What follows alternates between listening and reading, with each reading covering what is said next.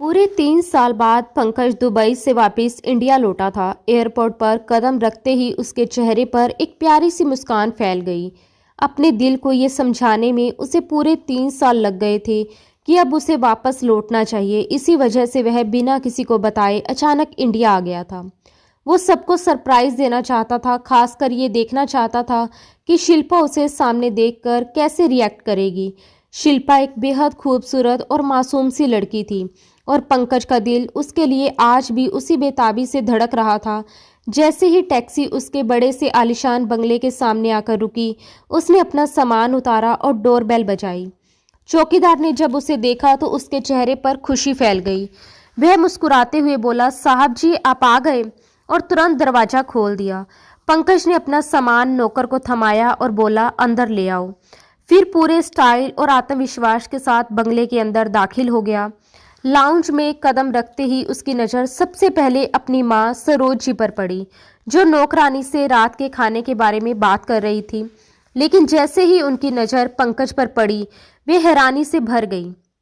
वह तुरंत सोफे से उठी और तेजी से उसके पास आकर बोली, पंकज तुम आ गए, तुमने खबर तक नहीं दी। ये कहते हुए उन्होंने पंकज को अपने सीने से लगा लिया। उनकी आंखों से आंसू बहने लगे। उनका बेटा 3 साल पहले गुस्से में घर छोड़कर चला गया था और उसने पीछे मुड़कर भी नहीं देखा था। फोन पर भी वह बहुत कम बात करता था, इसलिए आज उसे सामने देखकर सरोज जी भावुक और बेताब हो गई थी। कुछ ही पलों में मनोज भी अपने कमरे से बाहर निकल आया। जैसे ही उसने पंकज को देखा, वह खुशी से चिल्लाता हुआ बोला, भैया भैया, और दौड़कर उसके पास आ गया। वह बार बार कह रहा था, मम्मा मुझे भैया से मिलना है, मम्मा मुझे भैया से मिलना है। मनोज उम्र में तो 22 साल का था, लेकिन मानसिक रूप से थोड़ा कमजोर था और हर बात को दोहराने की आदत रखता था। पंकज ने उसे प्यार से गले लगाया। मनोज भावुक होकर बोला, भैया मैंने आपको बहुत मिस किया, बहुत मिस किया, और बार बार पंकज के चेहरे को चूमने लगा। लेकिन इस दौरान भी पंकज की नज़रें किसी और को ढूंढ रही थी। वह पूरे लाउंज को ध्यान से देख चुका था, मगर शिल्पा कहीं नजर नहीं आई। उसके दिल में हल्की सी बेचैनी उठने लगी, लेकिन वह अपनी माँ से ये पूछने की हिम्मत नहीं जुटा पा रहा था कि शिल्पा कहाँ है। कुछ देर बाद उसने हल्के से कहा, बाकी सब लोग नजर नहीं आ रहे। इस पर सरोज जी लापरवाही से बोली, बाकी कौन? इस घर में मेरे और मनोज के अलावा कौन रहता है? बस हम दोनों ही हैं, बाकी तो नौकर है। क्या तुम नौकरों से भी मिलोगे? माँ की ये बात सुनकर पंकज थोड़ा परेशान और असमंजस में पड़ गया। शिल्पा के बारे में पूछने के लिए जो शब्द उसके होठों तक आए थे, वे वहीं दबकर रह गए। माहौल को संभालते हुए उसने कहा, मैं बहुत थक गया हूँ, थोड़ी देर आराम करूँगा। सरोज जी ने प्यार से पूछा, अच्छा ये बताओ खाने में क्या खाओगे?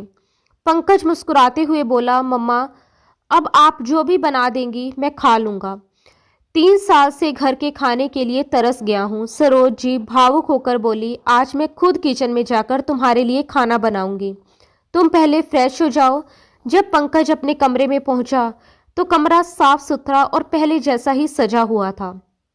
कमरे में कोई नजर नहीं आ रहा था, लेकिन वॉशरूम से शावर की आवाज आ रही थी, जिससे साफ जाहिर था कि कोई अंदर नहा रहा है। बेड पर रखे कपड़ों को देखकर पंकज के मन में एक अजीब सा ख्याल आया, जिसने उसे हल्की सी मुस्कान देने पर मजबूर कर दिया। वह वहीं खड़ा रहा। कुछ देर बाद शावर की आवाज बंद हुई और वॉशरूम का दरवाजा धीरे से खुला। बाहर निकलते ही शिल्पा ठिठक गई, क्योंकि सामने पंकज को खड़ा देखकर वह पल भर के लिए कुछ समझ ही नहीं पाई। पंकज भी उसे देखकर जैसे आंखें झपकाना भूल गया था, और शिल्पा के तो मानो होश ही उड़ गए थे। उसने खुद को टॉवल से लपेट रखा था, जो उसके कंधों से ढीला ढाला सा बंधा हुआ था, और घुटनों से नीचे उसकी टांगें नजर आ रही थी। अचानक सामने पंकज को देखकर उसके हाथ से तौलिया छूटने ही वाला था और वह घबराकर उसे कसकर पकड़ने लगी।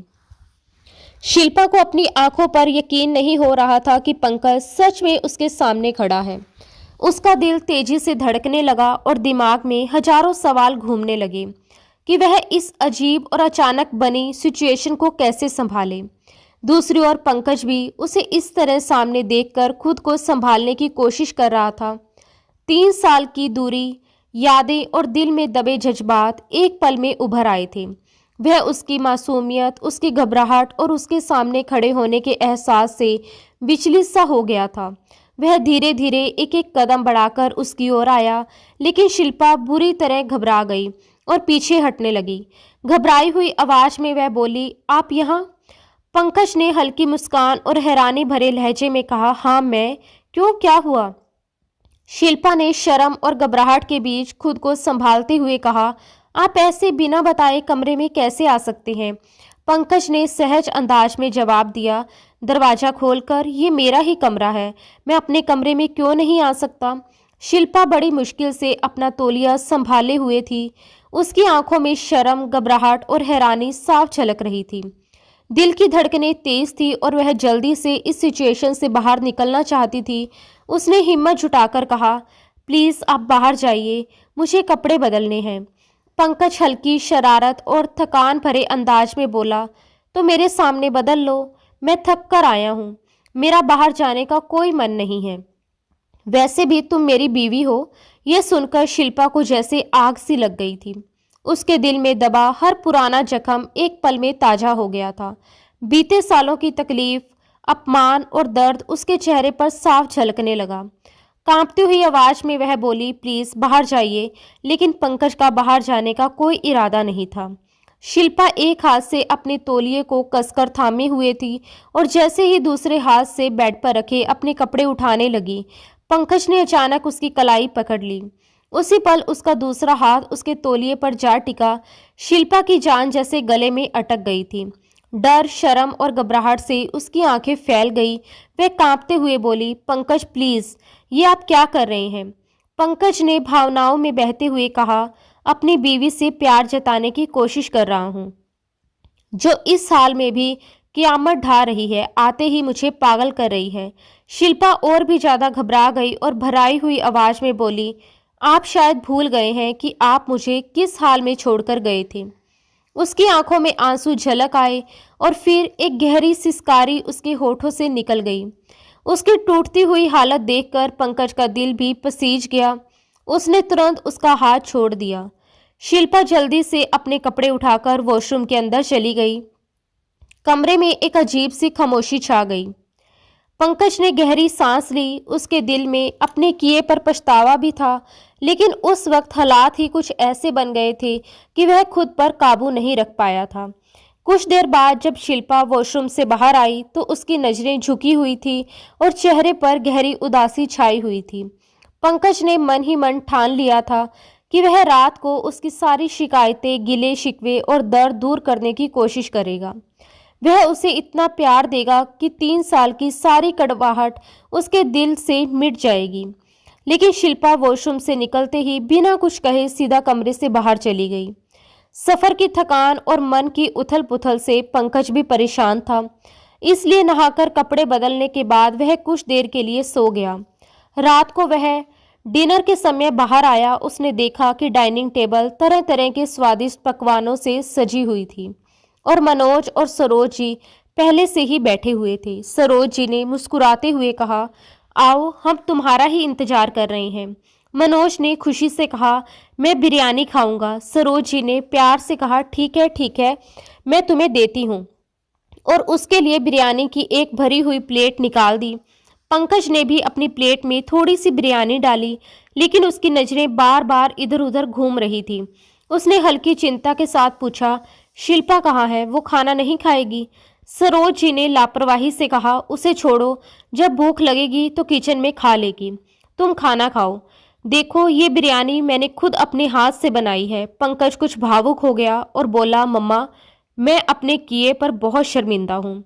मैं जो कुछ यहाँ करके गया था, मुझे उसका बहुत अफसोस है, लेकिन आपके सामने जो कुछ हुआ था उस सिचुएशन के हिसाब से मेरा रवैया गलत नहीं था।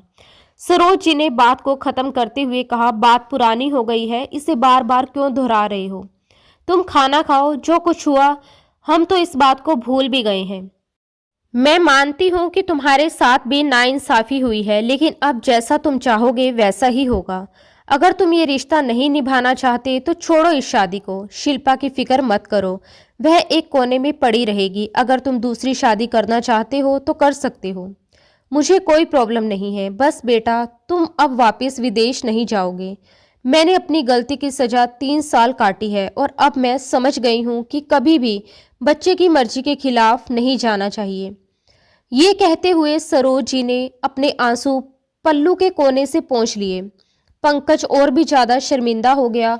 वो बोला, मम्मी ऐसी कोई बात नहीं है, बस मैं थोड़ा इमोशनल हो गया था, लेकिन अब मैंने इस रिश्ते को अपना लिया है। ये सुनकर सरोज जी के माथे पर बल पड़ गए। उन्होंने गंभीर लहजे में कहा, नहीं, अब तुम इस रिश्ते को भूल जाओ। ये सुनकर पंकज का चम्मच मुंह में जाते जाते रुक गया। उसने हैरानी से कहा, मैं भूल जाऊं? मम्मी, आप कैसी बातें कर रही हैं? मैंने 3 साल खुद को इस बात के लिए तैयार किया है कि शिल्पा मेरी बीवी है, और सच कहूं तो मैं ये रिश्ता अब निभाना चाहता हूं। ये सुनकर सरोज जी के चेहरे का रंग कुछ उड़ सा गया था। उन्होंने माथे पर बल डालते हुए चुपचाप खाना खाया और पंकज से ज़्यादा बातचीत नहीं की। वह पंकज की आदत को अच्छी तरह जानती थी कि एक बार वो जो फैसला कर लेता है उसे कभी नहीं बदलता। खाना खत्म करने के बाद पंकज वापस अपने कमरे में चला गया।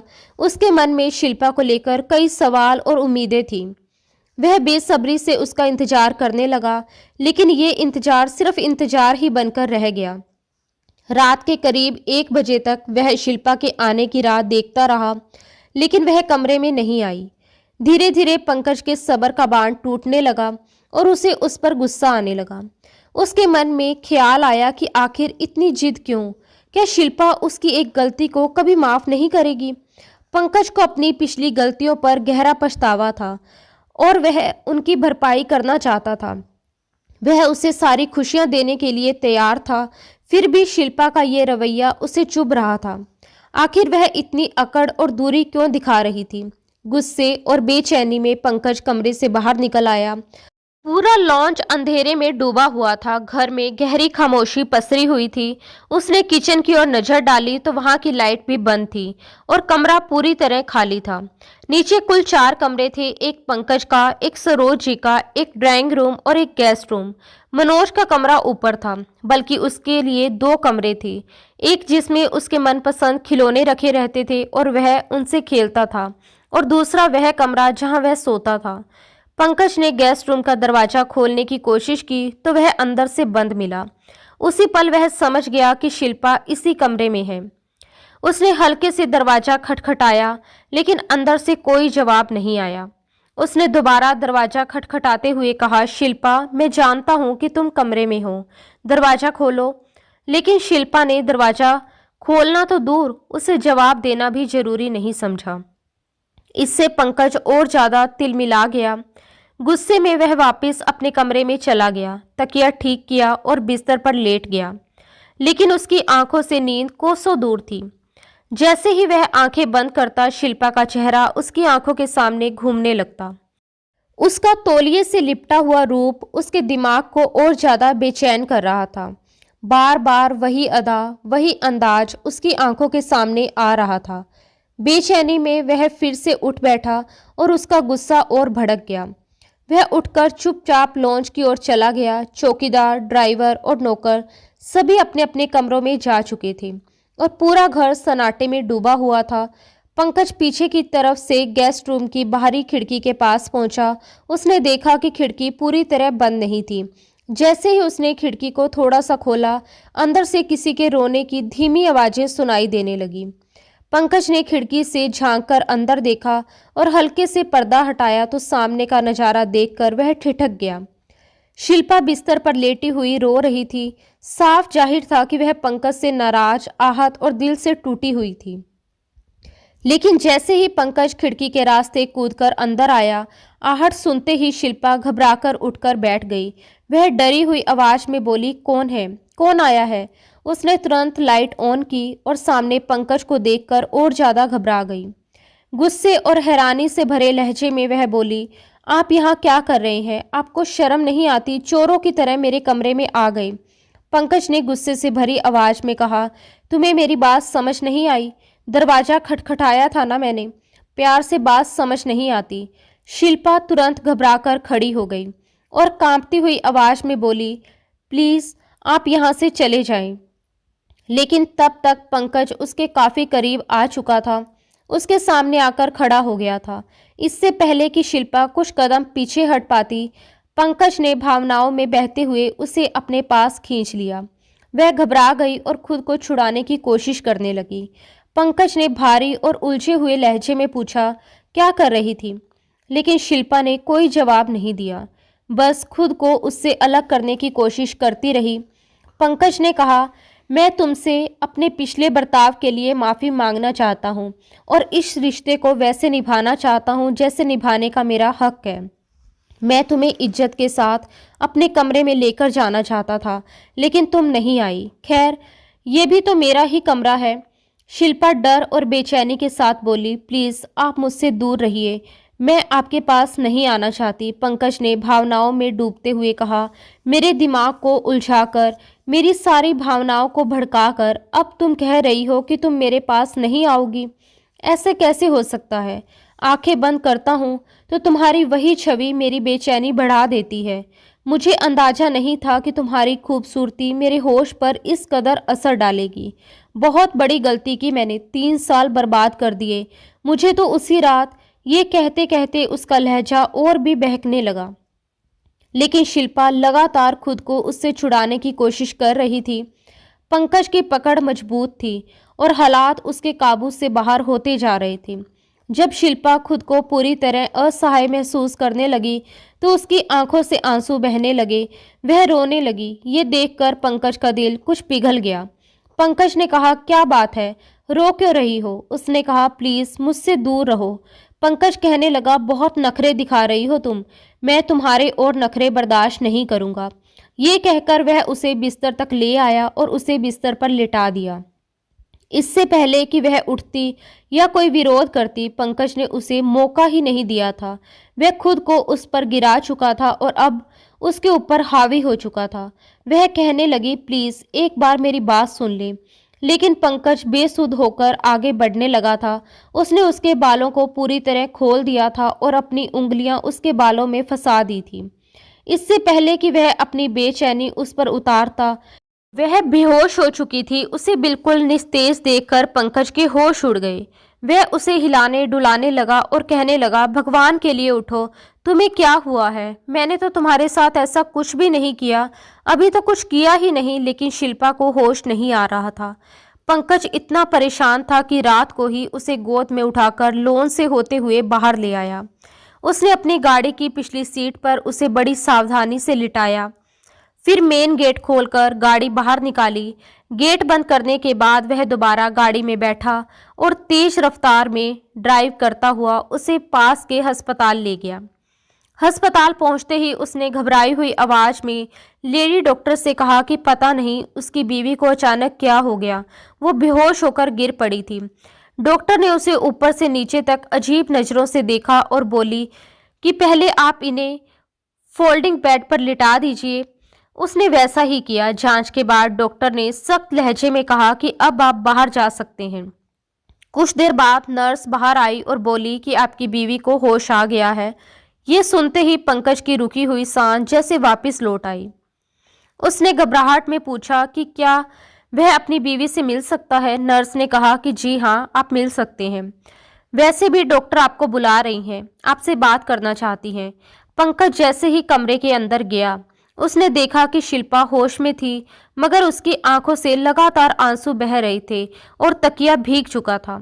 सामने कुर्सी पर डॉक्टर बैठी थी। डॉक्टर ने पंकज से जो कहा वह उसके होश उड़ाने के लिए काफी था। डॉक्टर ने गुस्से और नफरत भरे स्वर में कहा कि आपको जरा भी शर्म नहीं आती? आपने अपनी बीवी पर जिस तरह की क्रूरता दिखाई है, उसके शरीर के अंदर गंभीर जख्म हो चुके हैं और ये जख्म ऐसे हैं जिन्हें भरने में बहुत लंबा वक्त लगेगा। पता नहीं आप मर्द लोग बीवी के करीब आते ही इंसान से जानवर क्यों बन जाते हैं। डॉक्टर की बात सुनकर पंकज के पैरों तले जमीन खिसक गई। वह तो आज पहली बार शिल्पा के करीब आया था, फिर ये जख्म कैसे हो सकते थे? उसके दिमाग में सवालों का तूफान उठने लगा और सिर चकराने लगा। वह समझ नहीं पा रहा था कि ये सब आखिर कैसे हो सकता है। इन 3 सालों में वह शिल्पा से बेपनाह मोहब्बत करने लगा था। उसे अपनी की हुई हर गलती का एहसास हो चुका था और वह मन ही मन अपने किए का प्रायश्चित करना चाहता था। लेकिन उसे ये बिल्कुल अंदाजा नहीं था कि वह लड़की जो उसकी अमानत थी इतना बड़ा कदम उठा बैठेगी। आखिर उसने ये सब किस सोच के साथ किया था? पंकज अंदर ही अंदर गुस्से से उबल रहा था, लेकिन डॉक्टर के सामने वह कुछ बोल नहीं पाया। उधर शिल्पा की हालत ये थी कि वह पंकज से नजरें तक नहीं मिला पा रही थी। वह समझ नहीं पा रही थी कि पंकज के सवालों का क्या जवाब दे, क्योंकि उसकी आंखों में उठते सवाल वह साफ देख चुकी थी और उन सवालों का उसके पास कोई जवाब नहीं था। फिलहाल जब पंकज ने शिल्पा से गाड़ी में आकर बैठने को कहा तो उस वक्त उसका लहजा बेहद रूखा था। शिल्पा बहुत परेशान थी कि वह पंकज को क्या जवाब देगी, लेकिन गाड़ी में भी पंकज ने उससे कोई सवाल नहीं किया। पंकज के दिमाग में तो जैसे आंधियां चल रही थी। उसके जहन में सब कुछ धीरे धीरे वापस आने लगा कि उस दिन आखिर हुआ क्या था, वही घटना जिसने उसकी पूरी जिंदगी को बदल कर रख दिया था। बड़े उदास और टूटे हुए मन से पंकज अपने कमरे में दाखिल हुआ, जहां शिल्पा डरी सहमी बैठी हुई थी। उस वक्त पंकज की आंखों में जैसे खून उतर आया था। वह सोच भी नहीं सकता था कि उसके साथ ऐसा कुछ हो भी सकता है। वह गुस्से से कमरे में घुसा और दरवाजा इतनी जोर से बंद किया कि शिल्पा कांप उठी। वह गुस्से में कहने लगा, तुम क्या समझती हो कि मैं तुम्हारा घूंघट उठाऊंगा, तुम्हारी तारीफ में जमीन आसमान एक कर दूंगा, या तुम्हें अपनी मोहब्बत से नवाज दूंगा? तुम एक अनचाही दुल्हन बनकर मेरे घर आई हो। तुम मेरे लिए बिल्कुल भी कोई अहमियत नहीं रखती।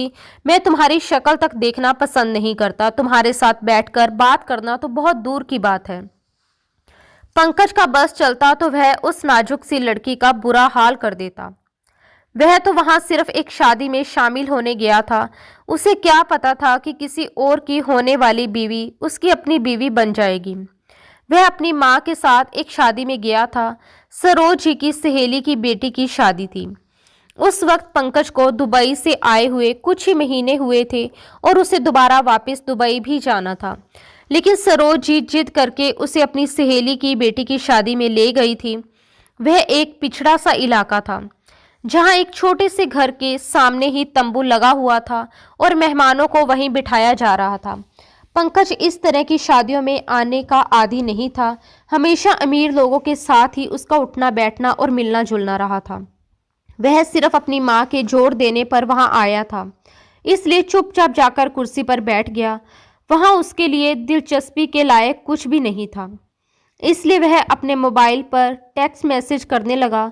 शादी के बारे में उसने अभी कुछ भी नहीं सोचा था। कुछ देर बाद दुल्हन को स्टेज पर लाया गया। पहली ही नज़र जब पंकज की शिल्पा पर पड़ी तो वह मन ही मन उसकी खूबसूरती देखकर तारीफ किए बिना नहीं रह पाया। वह यही सोच रहा था कि इसका होने वाला पति कितना खुशनसीब है जिसे ये हीरे जैसी दुल्हन मिलने वाली है। उसके होने वाले दूल्हे का नाम मुकेश था। उसने सोचा मुकेश की किस्मत बहुत अच्छी है। उसने गहरी सांस ली और फिर दोबारा अपने मोबाइल में बिजी हो गया। लेकिन बारात का इंतजार ही रह गया। रात के 11 बज चुके थे, लेकिन बारात अब तक नहीं आई थी। शिल्पा के पापा ने लड़के वालों को कई बार फ़ोन किया, लेकिन किसी ने फ़ोन नहीं उठाया। आखिरकार उसके पापा खुद लड़के वालों के घर गए, लेकिन जब वापस आए तो रोते हुए अपना सीना पीट रहे थे और कह रहे थे कि मेरी बेटी की ज़िंदगी को दांव पर लगाकर वह शख्स ना जाने कहाँ भाग गया। पता नहीं लोग अपने बेटों की शादियां करते वक्त उनकी रजामंदी क्यों नहीं पूछते। अगर उस लड़के का किसी और लड़की के साथ चक्कर था तो फिर मेरी बेटी के साथ रिश्ता क्यों तय किया? मेरी बेटी को अब कौन इज्जत देगा? मेरी दहलीज पर तो अब दोबारा कोई कदम भी नहीं रखेगा। मेरी बेटी साफ होते हुए भी किसी के घर की इज्जत नहीं बन पाएगी। उन्हें रोता देखकर पंकज को भी बहुत दुख हुआ और सरोज जी की आंखों से भी आंसू बहने लगे थे। वह शायद पहली लड़की थी जो दुल्हन बनी बैठी फूट फूट कर रो रही थी। उसका बाप शायद पहला बाप था जो हॉल में मौजूद सभी लड़कों के पिताओं के सामने हाथ जोड़कर कह रहा था कि भगवान के लिए मेरी बेटी की शादी अपने बेटे से कर दो। इसे अपनी इज्जत बना लो। अगर आज इसकी शादी नहीं हुई तो कभी नहीं होगी। मेरी बेटी की इज्जत रख लो। कोई है जो मेरी बेटी की इज्जत रख ले। उसे यूं रोता बिलखता देखकर पंकज के दिल में भी कुछ हिला था। लेकिन सरोज जी से ये सब देखा नहीं गया। उन्होंने कहा कि हाँ, मेरा बेटा अपनाएगा आपकी बेटी को। आप शादी की रस्में शुरू करवाएं। ये सुनकर पंकज का हैरानी से बुरा हाल हो गया था। वह सोच भी नहीं सकता था कि उसकी अपनी माँ उसे इस तरह बलि का बकरा बना देगी। उसे इस बात का दुख जरूर था कि लड़के वाले आखिरी वक्त में मुकर गए और एक लड़की की जिंदगी बर्बाद होने जा रही थी। ये तकलीफ वह समझ सकता था, लेकिन इसका हल ये तो नहीं था कि उसकी जबरदस्ती शादी कर दी जाए। वह सरोज जी को घूरता रह गया, लेकिन सरोज जी ने उसके इशारों को भी अनदेखा कर दिया और उसकी शादी शिल्पा से करवा दी। पंकज बेमन से शादी करके घर तो आ गया था, लेकिन जैसे ही घर में दाखिल हुआ, उसने गुस्से में तूफान खड़ा कर दिया। शिल्पा तो खड़ी की खड़ी कांपती रह गई। वह गुस्से में कहने लगा कि मैं इस लड़की से शादी हरगिज नहीं निभाऊंगा। आपने जबरदस्ती ये रिश्ता करवाया है। ये संबंध मैं कभी नहीं निभा पाऊंगा। वैसे भी मेरी कल की ही फ्लाइट है, मैं वापस दुबई चला जाऊंगा। फिर वह चिल्लाकर बोला, ये लड़की आप लोगों की जिम्मेदारी है। आपने क्यों जबरदस्ती मेरी शादी इससे करवाई? सरोज जी उसे समझाने लगी और उन्होंने नौकरानी से कहा कि जाओ, शिल्पा को पंकज के कमरे में ले जाकर बिठा दो। ये सुनते ही पंकज और भड़क गया और कहने लगा, ये मेरे कमरे में नहीं जाएगी। लेकिन तब तक नौकरानी शिल्पा को उसके कमरे में बिठाकर लौट चुकी थी। पंकज अपनी माँ पर चिल्लाते हुए कह रहा था, मैंने तो इस लड़की के दूल्हे से नहीं कहा था कि वह भाग जाए ताकि ये मुसीबत मेरे गले पड़ जाए। आप जानती हैं कि मैं अभी शादी करना ही नहीं चाहता था, और अगर कभी करता भी तो किसी मिडिल क्लास लड़की से नहीं करता। मुझे हाई क्लास और हाई सोसाइटी की लड़कियां पसंद है। आपने क्या सोचकर मेरी शादी इस लड़की से कर दी? मैं इसके साथ कोई रिश्ता नहीं निभाऊंगा और वापस कभी नहीं आऊंगा। आपने अपने बेटे की कुर्बानी दे दी है। ये सुनकर सरोज जी रोने लगी। उन्होंने मिन्नतें करके उसे जबरदस्ती कमरे में भेजा, लेकिन वह शिल्पा पर भी चिल्ला रहा था।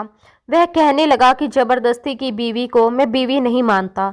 तुम एक अनचाही दुल्हन हो जिसके पति के दिल में कभी जगह नहीं बनती, और मेरे दिल में भी कभी नहीं बनेगी। ये कहकर उसने शिल्पा का हाथ पकड़ा और उसे नीचे सोफे पर धक्का दे दिया और बोला कि ये तुम्हारी औकात है, तुम यहीं सोओगी। तुम्हारी इतनी अहमियत नहीं कि मैं तुम्हें अपने बिस्तर पर जगह दूं। ये कहकर वह गुस्से में बिस्तर पर लेट गया। शिल्पा पूरी रात दबी हुई सिसकियों के साथ रोती रही। सुबह कमरे में हलचल की आवाज से उसकी नींद टूटी तो उसने देखा कि पंकज बैग में अपने कपड़े रख रहा था। वह उठकर बैठ गई और रोते हुए बोली कि आप मुझे किस बात की सजा दे रहे हैं? मेरा तो कोई दोष नहीं है। पंकज ने सख्ती से कहा कि मुझसे बात मत करो, तुम्हारी वजह से ये सब हुआ है। तुम्हारे बाप की इज्जत का ठेका मैंने नहीं ले रखा था। अब मेरे नाम पर सारी जिंदगी बैठी रहो। बहुत शौक था तुम्हारे बाप को तुम्हें विदा करने का, हो गई विदाई। आ गई तुम मेरे घर, लेकिन याद रखना, मेरे पास आकर तुम्हें कभी सुकून नहीं मिलेगा। मैं अपनी मर्जी से दूसरी शादी करूंगा और करके दिखाऊंगा। ये कहकर वह अपना बैग उठाकर चला गया। उसने सरोज जी से मिलने की भी जरूरत नहीं समझी। दुबई पहुंचकर कुछ महीनों तक उसका गुस्सा बहुत तेज रहा, लेकिन धीरे धीरे उसे अपनी गलती का एहसास होने लगा। जिस कंपनी में वह काम करता था वहां वह कॉन्ट्रैक्ट साइन कर चुका था, इसलिए 3 साल से पहले वह इंडिया नहीं आ सकता था। इन 3 सालों में उसका गुस्सा ठंडा पड़ गया। वह सिर्फ लौट नहीं सकता था, बल्कि शिल्पा का मनमोहक चेहरा उसे सताने लगा था, रातों को जगाने लगा था। उसे उसके बारे में सोचना अच्छा लगने लगा, क्योंकि वह वाकई ही बेगुनाह और बेकसूर थी। उसने गुस्से में आकर ये सब किया था। जब तक वापसी का वक्त आया, तब तक वह शिल्पा से प्यार करने लगा था, उसके साथ एक खुशहाल जिंदगी बिताना चाहता था। वह मन ही मन अपनी गलती का प्रायश्चित भी कर रहा था, लेकिन जो कुछ लेडी डॉक्टर ने उसे बताया था वह उसके होश उड़ाने के लिए काफी था। वह सोच भी नहीं सकता था कि वह लड़की उसके साथ इतना बड़ा धोखा करेगी। उसकी बीवी होते हुए भी वह ऐसा कर सकती है, ये बात उसके जहन में बैठ ही नहीं पा रही थी। उसने ये सब किया, लेकिन कैसे किया? क्या 3 साल भी वह अपने जज्बातों को संभाल नहीं पाई कि उसने खुद को किसी गैर मर्द के हवाले कर दिया, वह भी मेरी बीवी होते हुए। ये ख्याल पंकज के अंदर जैसे आग लगा रहा था। गुस्से से भरा हुआ वह कमरे में दाखिल हुआ और एक नज़र शिल्पा पर डाली, जो घुटनों पर सिर रखे फूट फूट कर रो रही थी। पहले तो शिल्पा का रोना पंकज को थोड़ा बहुत समझ आ रहा था, लेकिन अब उसका रोना उसे बेहद चिढ़ा रहा था। गुस्से में वह आगे बढ़ा और अगले ही पल उसका हाथ पकड़कर झटके से बोला, ये सब क्या है, मुझे बताओ। तुम्हारी जवानी इतनी उछल रही थी कि ये भी भूल गई कि तुम शादीशुदा हो, सब्र नहीं हुआ तुमसे। ये सुनते ही शिल्पा कांप उठी और घबराकर बोली कि मैंने कुछ नहीं किया, मुझे छोड़िए। आपको मुझसे ये सवाल पूछने का कोई हक नहीं है। मेरी इस पूरी हालत की वजह आप खुद हैं। पंकज ने उसका हाथ और कसकर पकड़ लिया, उसे अपने ओर करीब खींचा और सख्त आवाज में कहा, चुप रहो। मैंने तो सोचा था कि तुम गांव की एक डरपोक और मासूम लड़की होगी। तुम्हें पता भी है कि इन 3 सालों में मेरे दिल में तुम्हारे लिए कैसी कैसी फीलिंग्स थी। मैं तुम्हें याद करके खुद को बेचैन महसूस करता था। मुझे तुमसे प्यार होता चला गया था और ये प्यार इतना बढ़ गया था कि मैंने दूसरी लड़कियों की तरफ देखना तक छोड़ दिया था। मेरी जिंदगी में इतनी कलीग्स आई, इतनी एम्प्लॉयज रही, मगर मैंने खुद को संभाला सिर्फ और सिर्फ तुम्हारे लिए। मैं अपनी सारी इच्छाएं, सारी बेचैनी और सारा प्यार तुम पर न्यौछावर करना चाहता था, क्योंकि तुम ही इसकी इकलौती मालिक थी। मगर तुमने क्या किया? ये कहते हुए उसने एक झटके से शिल्पा को छोड़ दिया और वह बिस्तर पर जा गिरी। दर्द के मारे उसके मुंह से सिसकियां निकल पड़ी। डॉक्टर की कही बातें अभी भी पंकज के दिमाग में गूंज रही थी। गुस्से में वह दरवाजा बंद करना भूल गया था। कमरे से रोने की हल्की हल्की आवाज बाहर तक आई तो सरोज जी भी वहीं पहुंच गई। वह ठीक उसी वक्त कमरे में आई जब पंकज ने शिल्पा को बिस्तर पर झटक कर गिराया था। अगले ही पल सरोज जी घबराकर बोली, हे भगवान, क्या हो गया बेटा? इस लड़की ने तुम्हें क्या कह दिया? सब ठीक तो है ना? अपनी माँ को सामने देखकर पंकज तुरंत शिल्पा से दूर हट गया और बोला, कुछ नहीं मम्मी, आप यहाँ से जाइए, ये मेरा और इसका पर्सनल मैटर है। मगर उसकी बात सुनते ही सरोज जी तुरंत आगे बढ़ गई। शिल्पा पहले ही पंकज की डांट सुन चुकी थी। दिल और दिमाग दोनों टूट चुके थे और अब सरोज जी ने भी उसके कंधों को पकड़कर उसे जोर से झंझोड़ दिया। गुस्से और ताने से भरी आवाज में वह बोली, तुमने मेरे बेटे के साथ क्या कर दिया? तुम्हारी वजह से मेरा बेटा पूरे 3 साल तक मुझसे दूर रहा। मैं तो आज उस पल को कोसती हूँ जब तुम पर दया दिखाकर तुम्हें अपने घर की बहू बनाकर ले आई थी, और अब जब मेरा बेटा वापस लौटा है, अभी ठीक से 2 दिन भी नहीं हुए कि तुमने फिर से उसे परेशान करना शुरू कर दिया। चलो यहाँ से, मैं तुम्हें इस कमरे में नहीं रहने दूंगी। ये कहते हुए वह शिल्पा का हाथ पकड़कर उसे वहां से ले जाने लगी। तभी पंकज ने आगे बढ़कर अपनी माँ को रोक लिया। सख्त लहजे में बोला, नहीं माँ, ये यहीं रहेगी मेरे कमरे में। ये मेरी बीवी है और मुझे जो भी इससे बात करनी है मैं खुद कर लूंगा। सरोज जी लगातार उसे समझाती रही कि नहीं, तुम इस लड़की से दूर रहो, ये कहीं से भी तुम्हारे लेवल की नहीं है। लेकिन पंकज ने अपनी माँ को जिस नज़र से घूर कर देखा, उसे देखकर सरोज जी को मजबूरन उसका हाथ छोड़ना पड़ा। पंकज ने दरवाजा बंद कर अंदर से लॉक कर लिया, फिर पलटकर शिल्पा की तरफ देखा और गुस्से में बोला, ये रोने का नाटक बंद करो और साफ साफ बताओ कि किसके साथ तुमने गलत काम किया है। मुझे सब बताओ। शिल्पा डर के मारे 2 कदम पीछे हट गई। कांपते हाथों से अपने आंसू पोंछते हुए बोली, मैं कुछ नहीं जानती, मुझे बस इतना पता है कि मेरे साथ जो कुछ भी हुआ है उसकी वजह सिर्फ और सिर्फ आप हैं। फिर हिम्मत जुटाकर शिल्पा ने कहा, अगर आप मुझे एक नई नवेली दुल्हन को यूं अकेला छोड़कर ना जाते तो मेरे साथ ये सब कुछ कभी ना होता। पंकज उसकी बात का मतलब समझ ही नहीं पा रहा था, बल्कि उल्टा वो यही मान बैठा था कि शायद ये लड़की सच में अपनी इच्छाओं पर काबू ना रख पाई और किसी गैर मर्द के साथ गलत कर चुकी है। यही शक और गुस्सा उसके दिमाग पर पूरी तरह हावी हो गया। उसके दिल में शिल्पा के लिए नफरत की आग भड़कने लगी। वह गुस्से में दहाड़ते हुए बोला, बहुत शौक था तुम्हें अपने पति की अमानत में खियानत करने का, पति की गैर मौजूदगी में अपने आशिकों के साथ वक्त गुजारने का। अब मैं तुम्हें बताऊंगा कि पंकज बदला कैसे लेता है। उसने गुस्से में अपनी शर्ट के बटन खोलना शुरू कर दिए। जैसे जैसे वह एक एक कर बटन खोलता जा रहा था, शिल्पा को अपनी मौत बिल्कुल सामने खड़ी दिखाई दे रही थी। उसका दिल जोर जोर से धड़कने लगा, सांसें थरथराने लगी और पूरा शरीर डर से कांप उठा। वह घबराकर पीछे हटने लगी, दीवार की तरफ सिमटती चली गई और कांपती आवाज में बोली, नहीं, आप ऐसा नहीं कर सकते। दूर हटिए मुझसे। मैं पहले ही बहुत तकलीफ से गुजर रही हूँ। मुझे और तकलीफ मत दीजिए। उसकी आंखों से आंसू लगातार बह रहे थे और आवाज में बेबसी साफ झलक रही थी। उसने डर और हिम्मत के बीच खुद को संभालते हुए फिर कहा, वरना मैं चिल्लाऊंगी, शोर मचाऊंगी, सबको बता दूंगी। शिल्पा के मुंह से ये सुनते ही पंकज झट से आगे बढ़ा और उसी का दुपट्टा उसके गले से खींच लिया। अचानक हुए इस हरकत से वह बुरी तरह घबरा गई और अपने हाथ सीने पर रखकर अपनी आबरू और खूबसूरती उससे छुपाने लगी। लेकिन तब तक पंकज अपनी शर्ट उतारकर एक तरफ फेंक चुका था। उसे इस हाल में देखकर शिल्पा ने डर और शर्म से अपना चेहरा ढक लिया।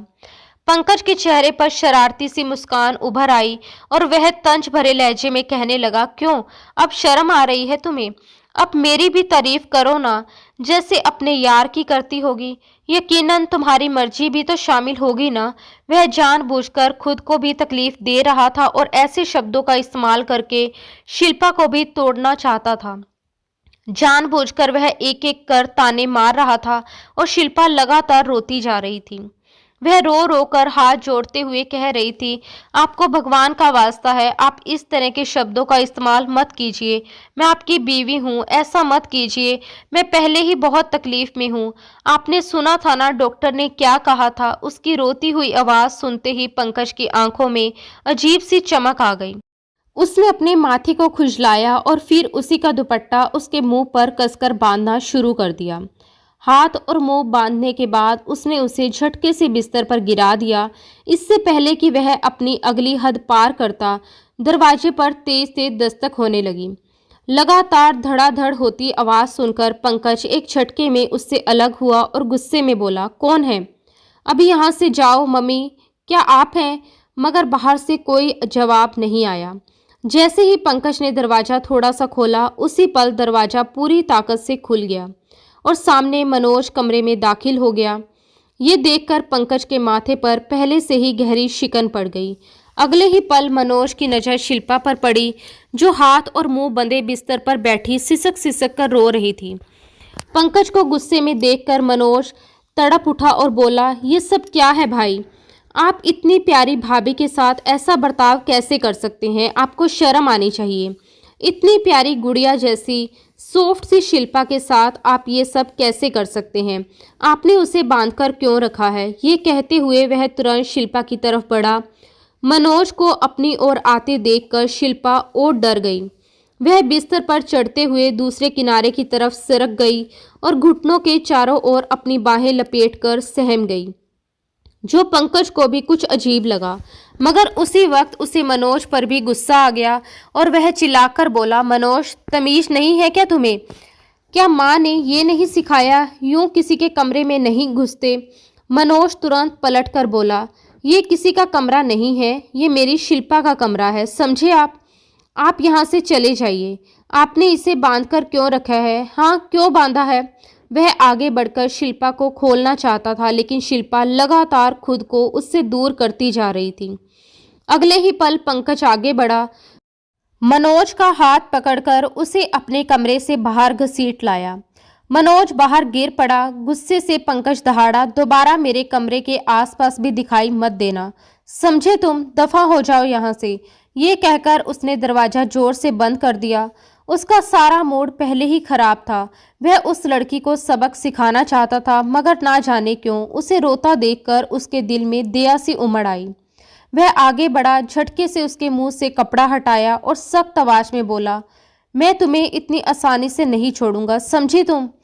आज रात तक का वक्त है तुम्हारे पास। सुबह तक तुम मुझे अपने उस आशिक का नाम बताओगी और मैं तुम्हें तलाक देकर खुद तुम्हारी विदाई उसके साथ करवा दूंगा। लेकिन अगर तुमने नौटंकी जारी रखी और सब भूल कर मेरे साथ जिंदगी में आगे नहीं बढ़ी तो फिर देखना मैं तुम्हारा क्या हाल करता हूँ।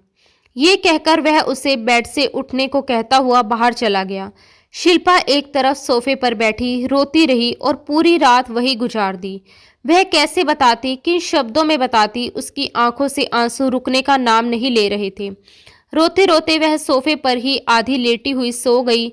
अगली सुबह जब पंकज की आंख खुली तो उसने देखा कि वह गहरी नींद में सो रही है। शिल्पा को देखकर उसके माथे पर बल पड़ गए। कितनी मासूम दिखती है, मगर अंदर से उतनी ही बेकाबू लड़की है।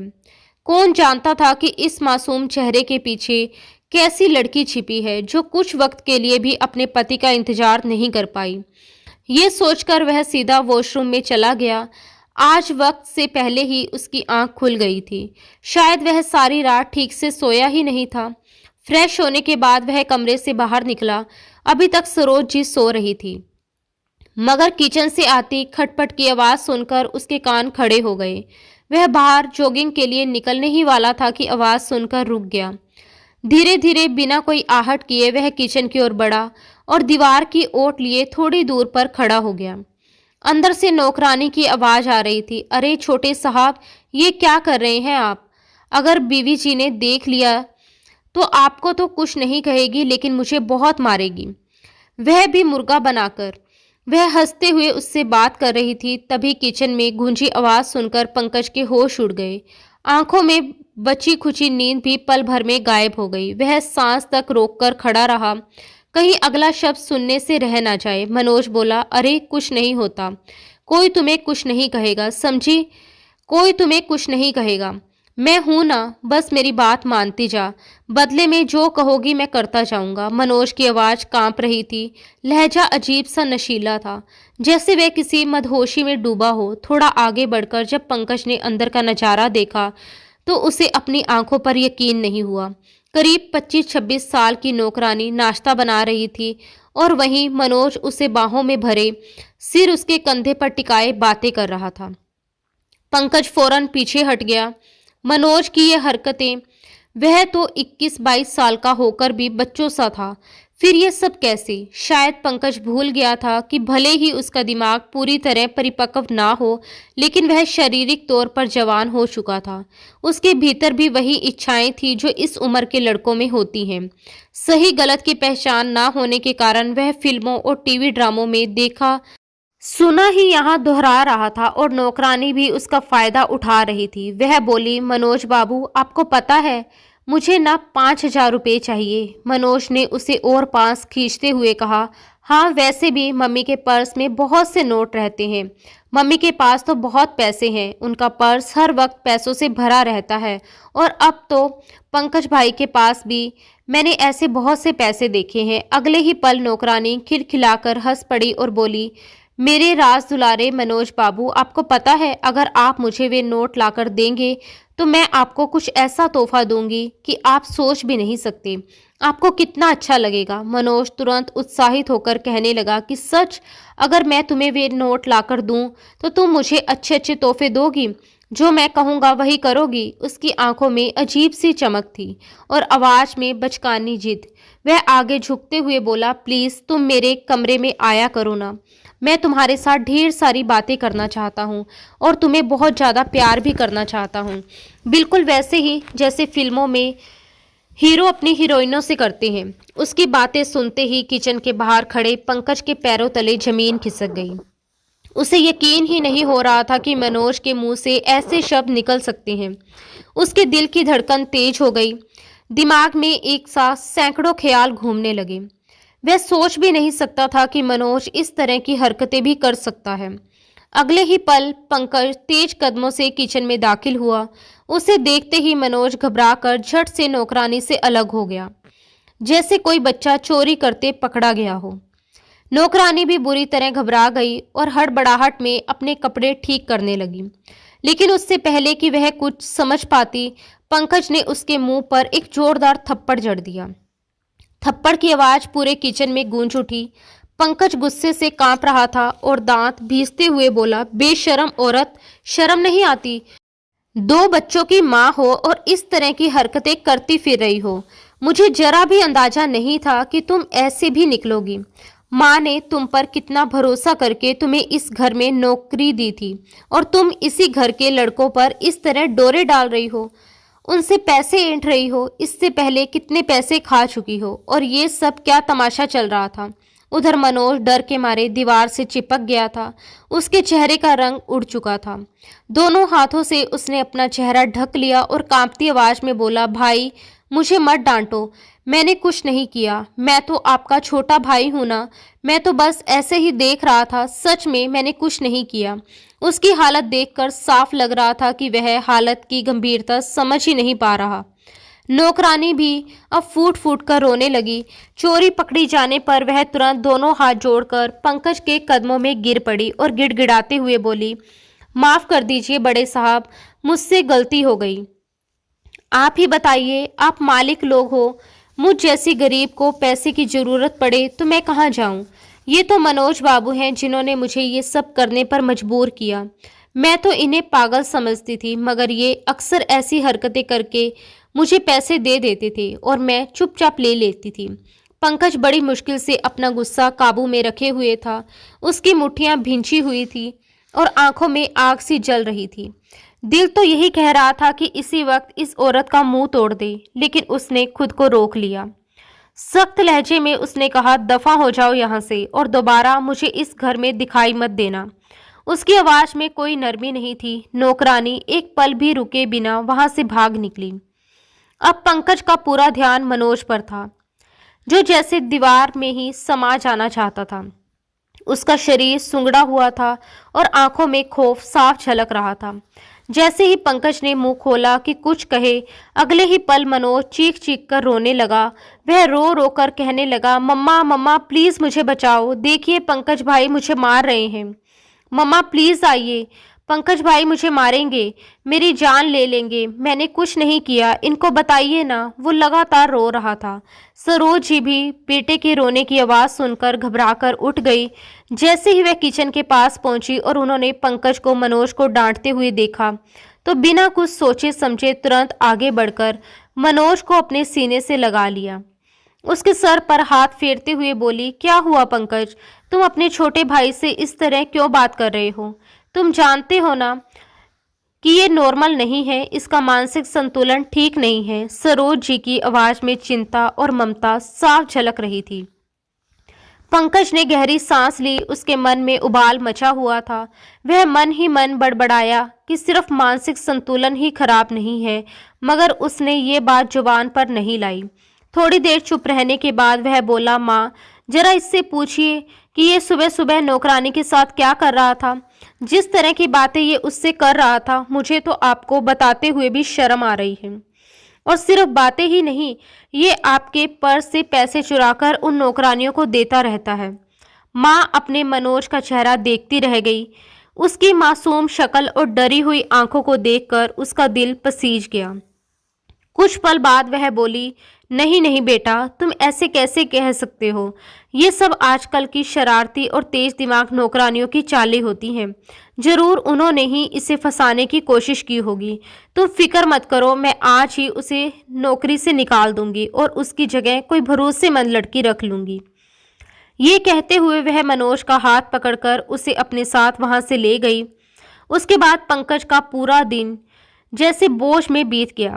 घर में भी उसका मन काम में बिल्कुल नहीं लग रहा था। रह रहकर उसे सुबह का वह मंजर याद आ जाता और फिर पिछली रात शिल्पा के साथ हुई पूरी घटना उसकी आंखों के सामने घूम जाती। वह खुद को ही कोसते हुए मन ही मन कहने लगा, वाह पंकज, जिंदगी में पहली बार तुझे कोई लड़की दिल से पसंद आई जो तेरी बीवी थी, जिसके साथ तू अपनी पूरी जिंदगी खुशी से बिताना चाहता था। इतनी खूबसूरत बीवी तो किस्मत वालों को मिलती है, मगर जैसे चांद पर दाग होते हैं वैसे ही तेरी बीवी ने भी तुम्हारे साथ विश्वासघात कर दिया।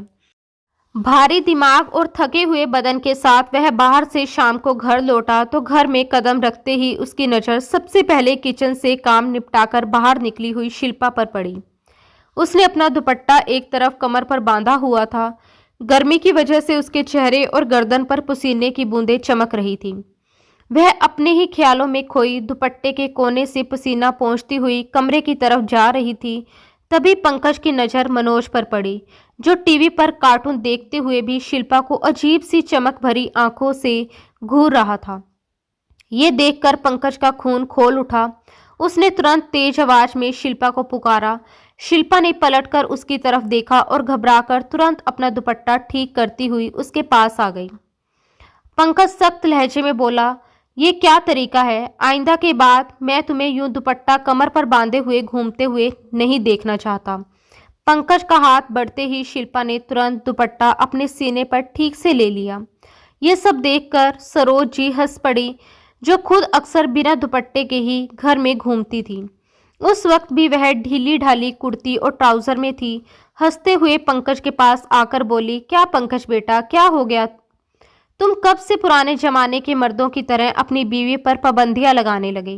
पंकज ने उन पर एक चुभती हुई नजर डाली और कठोर स्वर में कहा, इसे समझाइए, अपनी नजरों के इरादे ठीक रखे, ऐसा ना हो कि मुझसे दो थप्पड़ खाकर इसे अकल आ जाए। ये सुनते ही सरोज जी के चेहरे पर कई रंग आकर चले गए।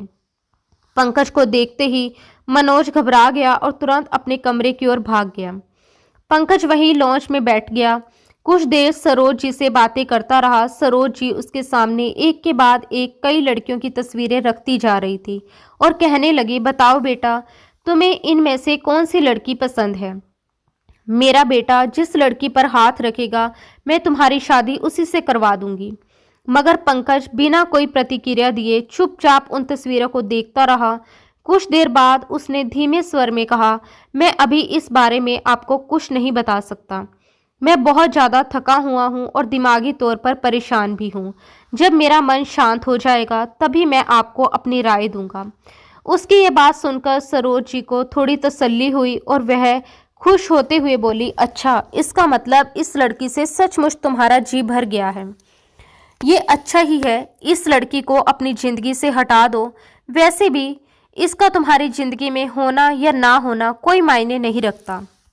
माँ की ये बात सुनने के बाद वह सीधे अपने कमरे में आया। कमरे में प्रवेश करते ही उसने देखा कि शिल्पा सामने खड़ी थी। शिल्पा को देखकर उसने बिना कुछ कहे अलमारी से अपने कपड़े निकाले और खुद भी तैयार होकर बाहर आने लगा। तभी शिल्पा एक बार फिर किचन की ओर बढ़ी, लेकिन पंकज ने आवाज देकर उसे वहीं रोक लिया और सख्त लहजे में कहा, मैंने तुम्हें क्या कहा था? क्या तुम्हें सुनाई नहीं देता? शिल्पा डरते हुए बोली, क्या? मैंने तो कुछ नहीं सुना। ये सुनकर पंकज ने दोनों हाथ सीने पर बांध लिए और तीखे स्वर में बोला, मैंने तुम्हें कहा था ना कि तुम मुझे अपने उस बॉयफ्रेंड का नाम बताओगे जिसने मेरी गैर हाजिरी में तुम्हें खुशी दी है। ये सुनते ही शिल्पा ने अपनी नजरें फेर ली और कुछ पल चुप रहने के बाद बोली, मैं आपसे बार बार कह रही हूँ कि मुझसे इस तरीके से बात मत कीजिए। उतना ही बोलिए जितना बाद में आप हजम भी कर सकें। जो सवाल आप मुझसे पूछ रहे हैं वही सवाल अगर जाकर आप अपनी माँ से पूछेंगे तो ज़्यादा अच्छा होगा, क्योंकि आपकी माँ ही इन सवालों का सबसे सही जवाब आपको दे सकती है। इतना कहकर शिल्पा वहां से चली गई और पंकज गहरी सोच में पड़ गया कि आखिर इस बारे में अपनी माँ से कैसे पूछे। काफी देर सोचने के बाद उसने बात को घुमा फिराकर अपनी माँ से पूछा, इन 3 सालों में शिल्पा कितनी बार अपने पेरेंट्स के घर गई है? जवाब में सरोज जी ने बेपरवाही से कहा, कहाँ गई?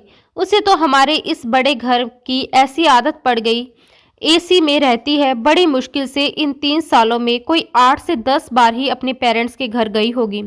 पंकज ने फिर सवाल किया कि नहीं, मेरे आने से पहले पिछली बार वह कब गई थी?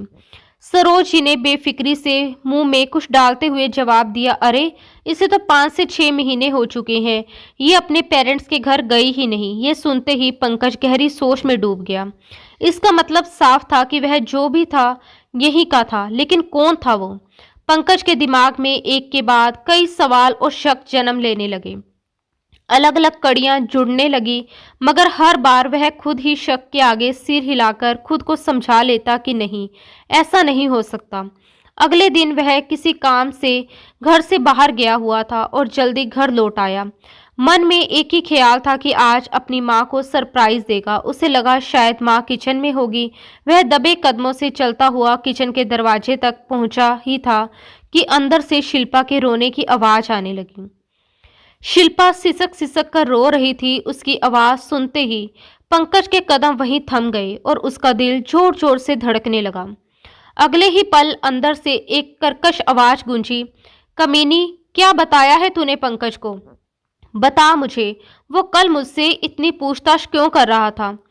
तुझे मैंने कितनी बार समझाया है पंकज के कमरे में मत जाया कर, कोई भी बहाना बना ले, कोई भी नाटक कर ले, लेकिन पंकज के कमरे में मत रहना।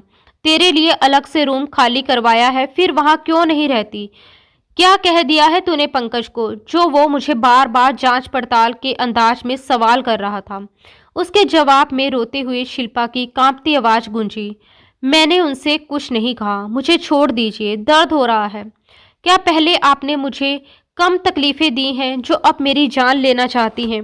वह अपनी गर्दन सरोज जी की पकड़ से छुड़ाने की कोशिश कर रही थी, लेकिन अगले ही पल सरोज जी ने गुस्से में आकर गर्मा गर्म चिमटा उठाया और उसे शिल्पा के हाथ पर लगा दिया। सरोज जी की इस हरकत से शिल्पा दर्द से जोर से चिल्ला उठी। उसका यूं चिल्लाना पंकज से बर्दाश्त नहीं हुआ। वह तुरंत किचन में घुस गया और ऊंची आवाज में बोला, मम्मी, ये आप क्या कर रही हैं? जैसे ही शिल्पा की नजर पंकज पर पड़ी, उसने अगले ही पल सरोज जी की पकड़ से खुद को छुड़ाया और तुरंत पंकज के पीछे आकर छिप गई। वह रोते हुए अपने जले हुए हाथ को सहलाती हुई पंकज से चिपक गई, जैसे उसमें ही उसे एक एकमात्र सहारा दिख रहा हो। यह दृश्य देखकर सरोज जी के चेहरे का रंग उड़ गया। वह घबराते हुए बोली, पंकज बेटा, तुम छोड़ो, कुछ नहीं है, बस ये हम औरतों का मामला है। तुम ये बताओ कि इस लड़की को कैसे ठिकाने लगाना है, बाकी सब मैं संभाल लूंगी। पंकज ने सख्त लहजे में कहा, मम्मी, ये क्या बात कर रही थी, मुझे साफ साफ बताइए। लेकिन सरोज जी बात टालते हुए बोली, इसने दाल में नमक ज़्यादा डाल दिया था, बस उसी पर समझा रही थी कि मसाले कैसे डालने जाते हैं।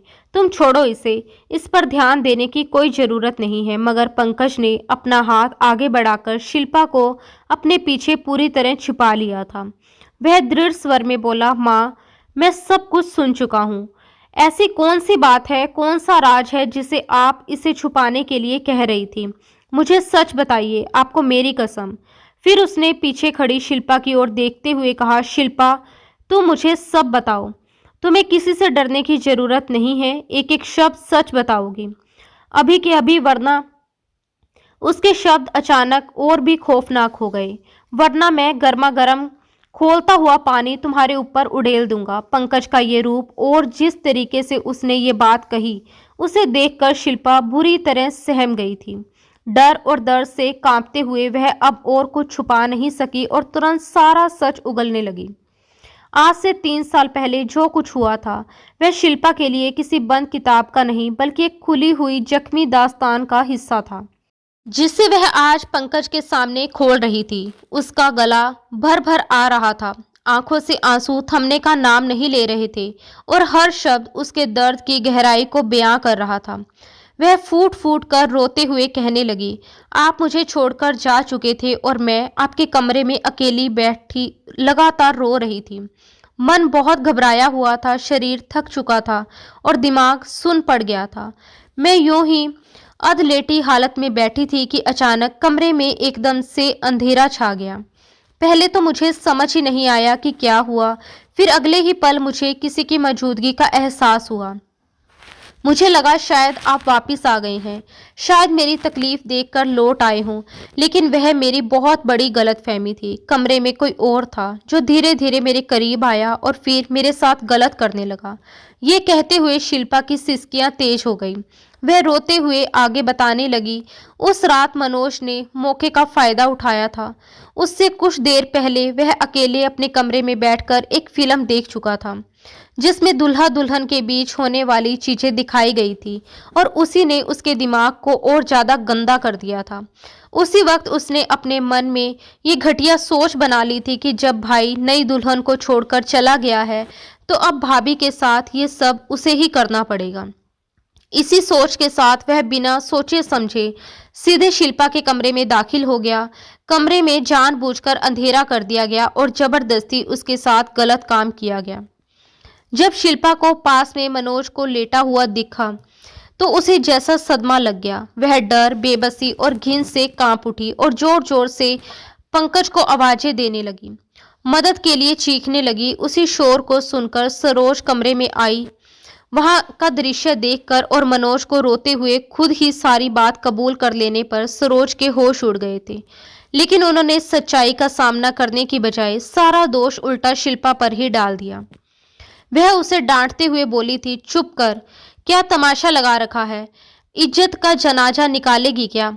जो कुछ हुआ अब हो गया। खबरदार जो तुमने किसी को भी बताने की कोशिश की, वरना बालों से पकड़कर तुम्हें घर से बाहर निकाल दूंगी। भीख मांगने के काबिल भी नहीं रहोगी। अपने गांव से कोसों दूर आई शिल्पा के लिए उस वक्त कोई रास्ता नहीं बचा था। उसे ये तक नहीं पता था कि वापस कैसे जाना है, किससे मदद मांगनी है। डरी, सहमी और पूरी तरह मजबूर होकर वह उसी घर में रहने को मजबूर हो गई।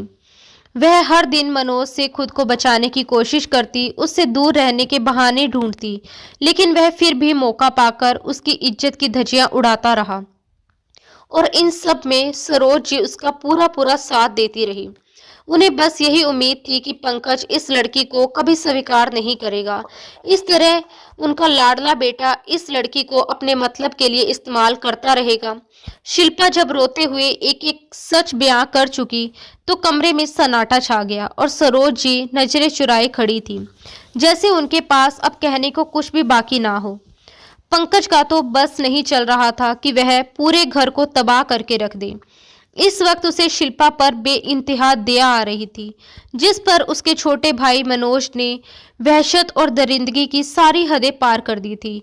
मनोज की हरकतें पंकज को शुरू से ही नापसंद थी और उसके दिल में उसके लिए नफरत के भाव पैदा करती रही। आज जब सारा सच उसके सामने था तो उसका गुस्सा काबू से बाहर हो चुका था। उसने आगे बढ़कर शिल्पा का हाथ थाम लिया और सख्त लहजे में कहा, मम्मी, मैं सपने में भी नहीं सोच सकता था कि आप इतनी गलत हो सकती हैं। आपको जरा भी शर्म नहीं आई? आपको लगा था कि मैं ये सब जानकर शिल्पा को छोड़ दूंगा? हरगिज नहीं। मैं आपको कभी माफ नहीं करूंगा और उस पागल को तो बिल्कुल नहीं। मुझे आपके साथ भी नहीं रहना। ये कहते हुए उसने अपना सारा सामान पैक किया और शिल्पा को अपने साथ लेकर बिना पीछे देखे घर छोड़कर निकल गया। पीछे सरोज जी रो रोकर बेटे से माफी मांगती रही, लेकिन पंकज के लिए ये सब कुछ भुला पाना इतना आसान नहीं था। वह शिल्पा के साथ एक नए फ्लैट में आ गया। कुछ दिन के बाद उसने दोबारा दुबई के टिकट बुक करवाए और शिल्पा को अपने साथ लेकर हमेशा हमेशा के लिए दुबई शिफ्ट हो गया। वहां दोनों ने एक दूसरे को फिर से समझना शुरू किया। धीरे धीरे वे बीती हुई सारी कड़वी यादों को एक बुरा सपना मानकर आगे बढ़ने लगे। पंकज के दिल में शिल्पा की वही जगह वापस लौट आई थी जो कभी उसकी थी, और शिल्पा भी तमाम पुराने जख्मों को पीछे छोड़कर नई जिंदगी की ओर बढ़ने लगी थी। एक शाम जब पंकज ऑफिस से घर लौट रहा था तो उसने बड़े प्यार भरे अंदाज में शिल्पा को कॉल किया। मेरी प्यारी स्वीट वाइफ, आज लास्ट सूट में तैयार रहना। मैं आज रात तुम्हारे साथ मोहब्बत के पल गुजारना चाहता हूँ। ये सुनकर शिल्पा शर्मा गई और मुस्कुराते हुए कॉल बंद करते समय बस इतना ही कहा, जल्दी आइएगा। मैं भी बड़ी बेताबी से आपका इंतजार कर रही हूँ। ये सुनकर पंकज का दिल खुशी से भर गया और उसका बस नहीं चल रहा था कि वह उड़ता हुआ उसके पास पहुंच जाए। जब पंकज ने घर में कदम रखा तो सामने उसकी बीवी शिल्पा जिस खुले और प्यार भरे अंदाज में उसका स्वागत करती हुई मिली, उसकी सारी थकान पल भर में गायब हो गई। वह आगे बढ़ा, अपनी बीवी को बाहों में भर लिया और अपने प्यार का इजहार करते हुए उसे कमरे की ओर ले गया। उसके बाद कमरे में उनकी प्यार भरी आवाजें गूंजने लगी, जो उस नए रिश्ते और नई शुरुआत को और भी खूबसूरत बना रही थी। दोस्तों, उम्मीद है कि आपको हमारी कहानी पसंद आई होगी। अगर आपको ये कहानी पसंद आई हो तो वीडियो को लाइक करें। अगर आप हमारे चैनल पर नए हैं तो चैनल को सब्सक्राइब जरूर करें। और हाँ, अगले अपडेट सबसे पहले पाने के लिए नोटिफिकेशन बेल दबाना ना भूलें। धन्यवाद दोस्तों। राधे राधे।